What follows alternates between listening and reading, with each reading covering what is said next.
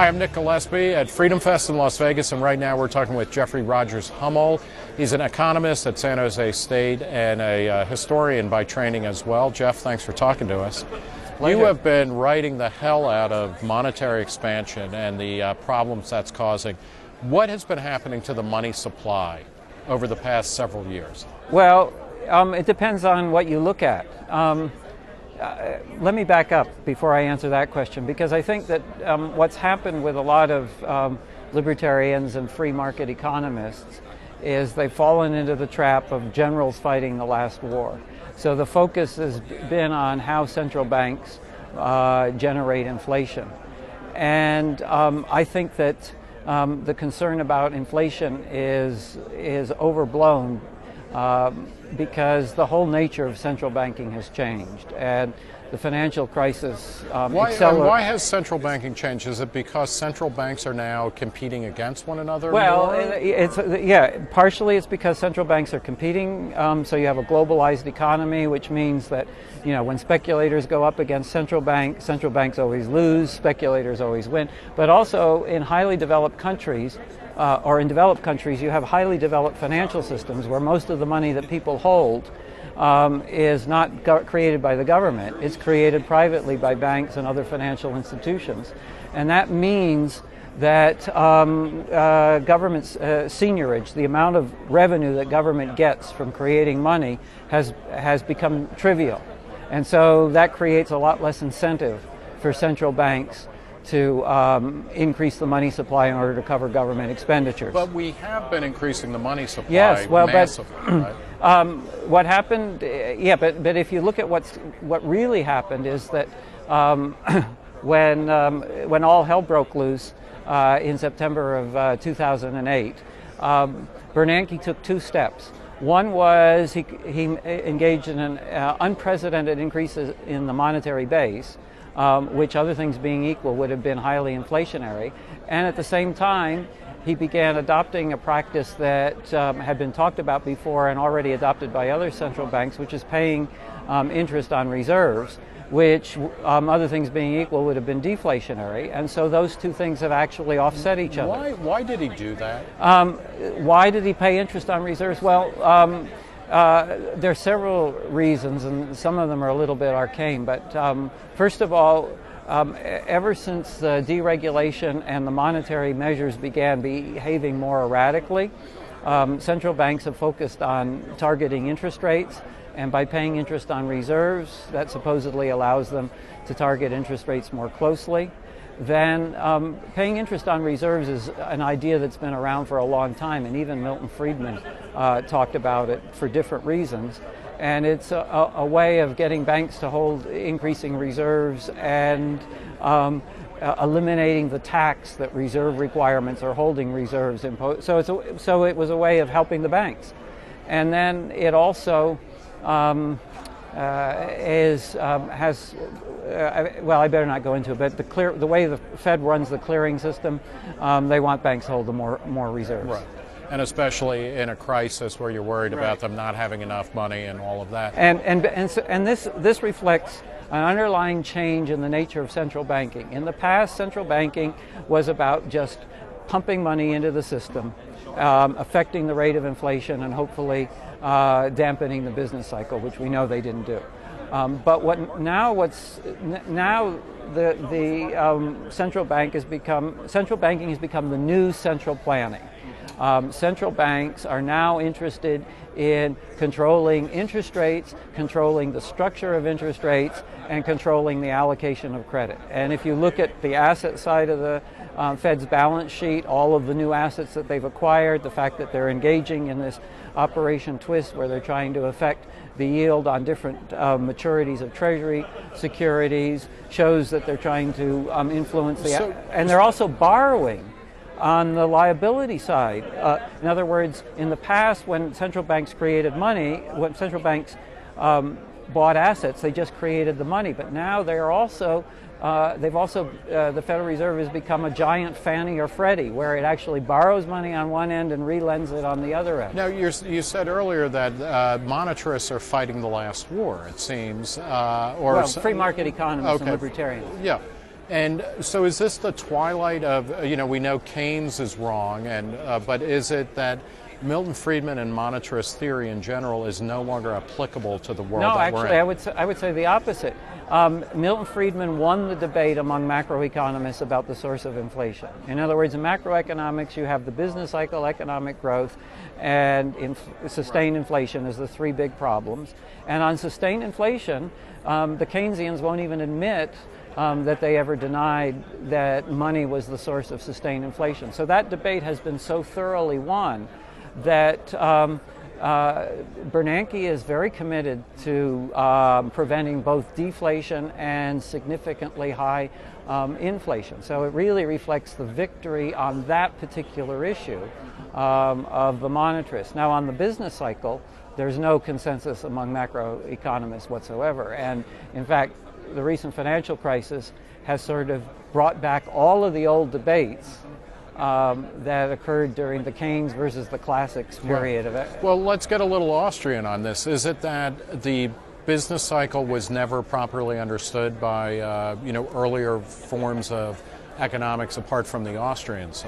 Well, my take on this, which some Austrian economists are not going to be happy with, is that all theories of the business cycle are wrong.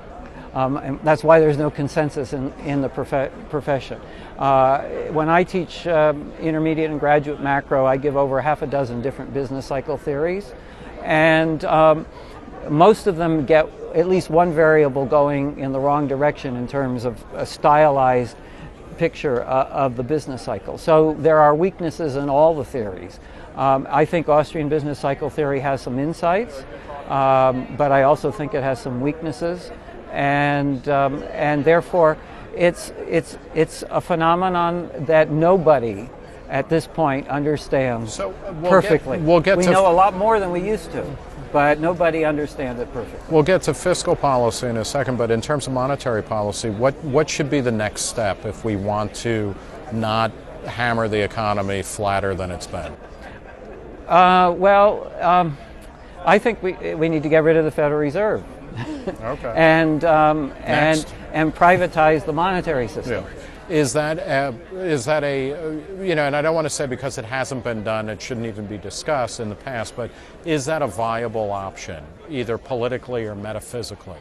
Well, it's theoretically viable, and politically it's not currently viable, but that doesn't mean, in other words, even if you want to figure out halfway measures, you've got to figure out where you're ultimately going. And when you have a clear idea of where you're ultimately going, that allows you to evaluate halfway measures. Did you ever think you would live in a time where you would see college campuses, when Ron Paul or somebody's speaking and they chant like college students chanting "End the Fed," like it was the Vietnam War? When I was younger, I hoped for that, and then I got older and more cynical, and so I'm pleasantly surprised. Well, let's talk about fiscal policy. You have been known to say that a Treasury default, is not only inevitable, but it would be a welcome development. Right. Why is it inevitable? And well, it's inevitable because the entitlement programs have been run on a pay-as-you-go basis. That makes them very sensitive to both demographic factors and economic fluctuations. They have these huge shortfalls, and this is not just true of the U.S., but it's true of nearly all of the welfare states. And there are different ways of measuring. You can get different numbers, but the shortfall is not something that's happening in the future. It exists already, and it represents... Say that now, or explain that, because most people are going to say, no, all right, we have until 2030 Well, we have entitlement programs that have made promises into the future, and then we have expected taxes in the future, and the shortfall is between the present value of expected taxes and the present value of promised benefits. And what that shortfall represents is how much either taxes have to be raised, or benefits have to be cut, or some combination of the two. There is no other alternative. Right. So what I mean by that shortfall being here in the present is that it tells us that the government is eventually going to have to do one or the other. But won't they do that rather than give up? I mean, this is if we go back to the early 80s and Ronald Reagan, who just 20 years before had talked about Social Security as a horrible big government program. In the early 80s, when he saved Social Security, he talked about it as the one thing we could never. But the longer you kick the can down the road, the worse the problem gets. Okay, so this is going to lead to default. In other words, so you have to consider what are the government's options. One is cutting benefits, and I don't think that's politically going to happen. Raising taxes. Taxes, since the beginning of the Cold War, federal revenues as a percentage of GDP have been bumping up against 20% of GDP, which is an astonishing statistic when you think about it, because there have been enormous changes in the tax code, and the total bite out of the economy has stayed the same. And even if we raise taxes to as high as they were during World War II, which is the highest federal revenues were, that doesn't get you even to 25% of GDP. And even without interest on the debt, expenditures are projected to go to at least 35% of GDP. So taxes aren't going to solve the problem. Partially for the reasons we've been talking about. Inflation is not going to close the gap. Inflation is no more able to close the gap than an excise tax on chewing gum. And the result is that at some point, holders of Treasury securities are going to recognize that these unfunded liabilities are going to affect the fiscal capabilities of the government, and then you have the same situation that happened to Greece happening to the U.S., where you have a rapid shift from a high confidence environment. And we either won't be able to, we'll pay a massive interest premium on our debt, interest rates will go up, which will make things worse. So things will move very fast. It'll be like the collapse of the Soviet Union. Well, this is the joke of that, and nobody ever sees an interest. You know, it's like jumping out of a window on the 30th floor, and everybody's like, you know, an interest problem. It's fine until you hit the floor, and then suddenly it's over. Why would it be a good thing? In the short run, it's going to be painful, but in the long run, it'll be a good thing because, first of all, government debt and these entitlement programs represent future tax liabilities, and a repudiation of government debt means the elimination of future tax liabilities, and I think that's a desirable outcome. Because that would, I mean, it's like a bankruptcy or a liquidation where we get to start over. Right, we get to start off, but also it means that you may also see, as government securities fall in value, you may also see, depending on how correctly people anticipate their future tax liabilities, the rise in the value of private assets, including human capital, which will offset the losses with respect to treasuries. The second reason it's desirable is because it's almost a balanced budget amendment with teeth. Unfortunately, that's not completely true, because governments, when they default, often can go back and borrow more, but at least it makes it more difficult for them to do so. And the final reason is I think this represents the Achilles heel of the welfare state. In other words, nearly all the welfare states are facing this kind of fiscal crisis. And I think that once this fiscal crisis plays out, the welfare state will end up being as much a figment of the past as the command economy. And the only really important question is what will replace it. What would be your option? What would be your preference to replace it? A laissez-faire economy. Right. And a night watchman state? Or is even that too muscular for you? A night watchman state is a modest step in the right direction. Okay. Well, I want to thank you, Jeffrey Rogers Hummel of San Jose State, the Independent Institute, for talking with Reason TV. I'm Nick Gillespie.